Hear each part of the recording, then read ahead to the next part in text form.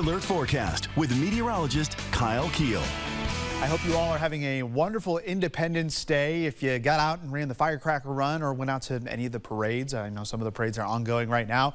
Our weather has been pretty nice. What you would expect for July, it's either raining or we have the heat and humidity, and today we certainly have the heat and humidity indeed. We have 88 degrees right now at the Quad Cities International Airport in Moline. South wind at 6 miles per hour is helping bring up a little bit more of that moisture, so we have 69 degrees for that dew point. Many of us are in the low 70s.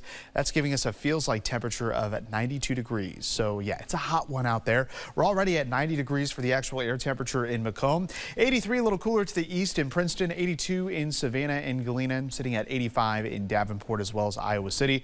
But again, with those dew points in the 60s and 70s, it does feel just a tick warmer than what the actual air temperature is.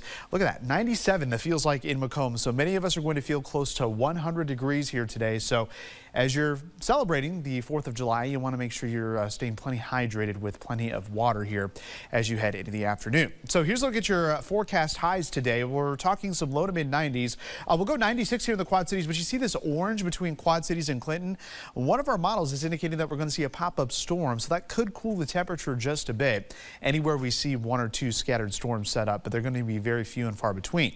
If you're headed into any of the fireworks displays here this evening, it's going to be a hot one. 90 here at 8 o'clock, 82 by 9 o'clock. 80 by 10 o'clock. So once that sun sets, we will quickly cool off those temperatures, but it will not be cool by any means because we are still going to have that very humid air mass in place. And when you have a humid air mass in place, it's harder for those temperatures to cool down at night. So we're talking some upper 60s to near 70 degrees here as we head into the overnight hours, and we'll keep a mostly clear to partly cloudy sky.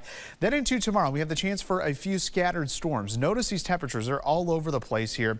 East of the river, we'll have temperatures in the mid to upper 80s and maybe even close to 90 degrees, but west of the river, where a cold front moves through earlier, temperatures will be close to that 80-degree mark. So yeah, we got a lot of different types of weather going on here over the next 24 hours. So let's get to it right now with live Doppler radar.